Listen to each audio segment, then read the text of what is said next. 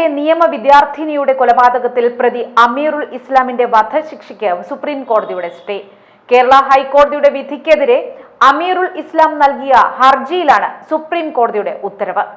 Justice BR Gavai അധ്യക്ഷനും Sanjay Carol, KV Viswanathan എന്നിവർ അംഗങ്ങളുമായ ബെഞ്ചാണ് ഹർജി തീർപ്പാക്കും വരെ വധശിക്ഷ സ്റ്റേ ചെയ്തത്.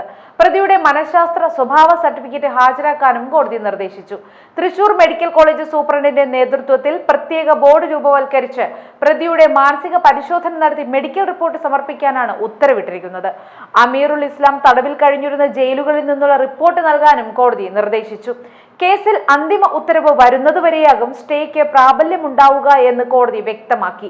സ്റ്റേ സംബന്ധിച്ച ഉത്തരവ് സംസ്ഥാന സർക്കാർ അഭിഭാഷകൻ മുഖേന ജയിൽ സൂപ്രണ്ടിന് കൈമാറാനും സുപ്രീം കോടതി നിർദ്ദേശിച്ചു.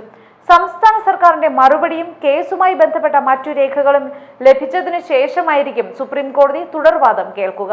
കേസുമായി ബന്ധപ്പെട്ട എല്ലാ രേഖകളും കൈമാറാൻ ഹൈക്കോടതിയോടും വിചാരണ കോടതിയോടും സുപ്രീം കോടതി നിർദ്ദേശിച്ചിട്ടുണ്ട്. കുറ്റകൃത്യം അപൂർവങ്ങളിൽ അത്യപൂർവമാണെന്ന് വിലയിരുത്തി വധശിക്ഷ ശരിവെച്ച ഹൈക്കോടതി നടപടി ചോദ്യം ചെയ്താണ് പ്രതി സുപ്രീം കോടതിയിൽ ഹർജി നൽകിയത്.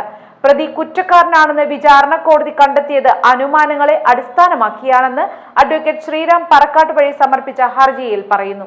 അനുമാനങ്ങൾക്ക് നിയമത്തിൽ നിലനിൽപ്പില്ല. പ്രതിയുടെ സാമൂഹിക സാമ്പത്തിക പശ്ചാത്തലമോ കുറ്റകൃത്യ ചരിത്രമില്ലെന്നതോ ശിക്ഷ ശരിവെച്ച ഹൈക്കോടതി പരിഗണിച്ചില്ല എന്നും പ്രതിയുടെ ഉദ്ദേശ ലക്ഷ്യം എന്തായിരുന്നുവെന്ന് തെളിയിക്കുന്നതിൽ പ്രോസിക്യൂഷൻ പരാജയപ്പെട്ടെന്നും ഹർജിയിൽ ചൂണ്ടിക്കാട്ടുന്നു.